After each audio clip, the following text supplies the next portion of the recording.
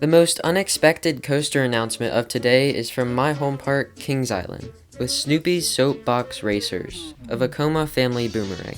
It will be the park's 15th roller coaster, and if you count Surf Dog, it's number 16.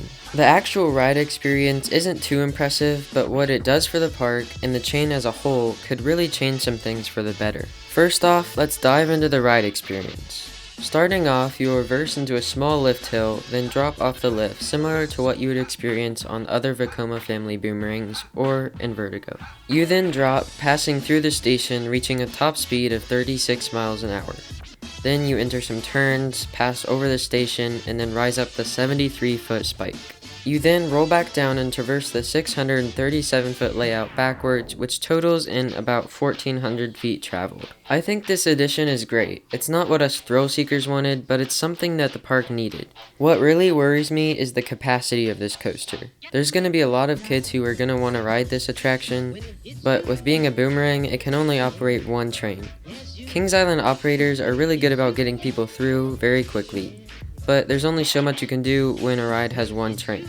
This is going to be one of those attractions where you're going to want to ride it first thing in the morning, and it's going to gain a pretty long line throughout the day. This whole back corner by Flying Ace and where the petting zoo used to be is where this attraction is going, along with an area rethemed to Camp Snoopy. From the concept art, it looks like it has a lot of potential, and I hope it turns out as good as it looks.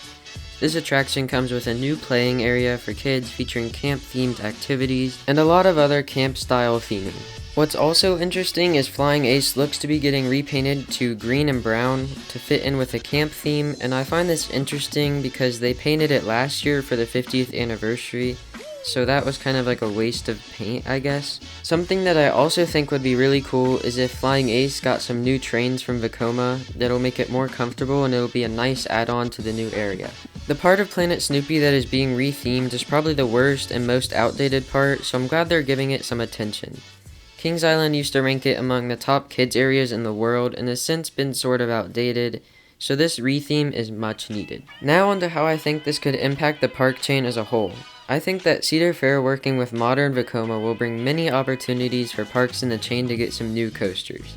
If all goes well with Snoopy's Soapbox Racers, I can see Cedar Fair looking at some of Vekoma's other models like the Flying Coaster, Tilt Coaster, Multi-Launch, and possibly coasters similar to Light Coaster and Phoenix. And who knows, maybe this was a package deal and they already have some other coasters in the works. After a drought of Vekoma not working with Cedar Fair or in the US in general, it looks like they're making a great comeback. I wouldn't be surprised if we got another Vekoma in the Cedar Fair chain within the next 3 to 5 years.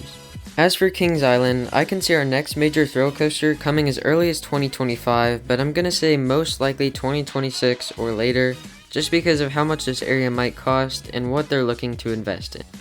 That's about it for this video. I can't wait to get out and ride this new coaster next year, so let me know your thoughts down in the comments below, and thanks for watching.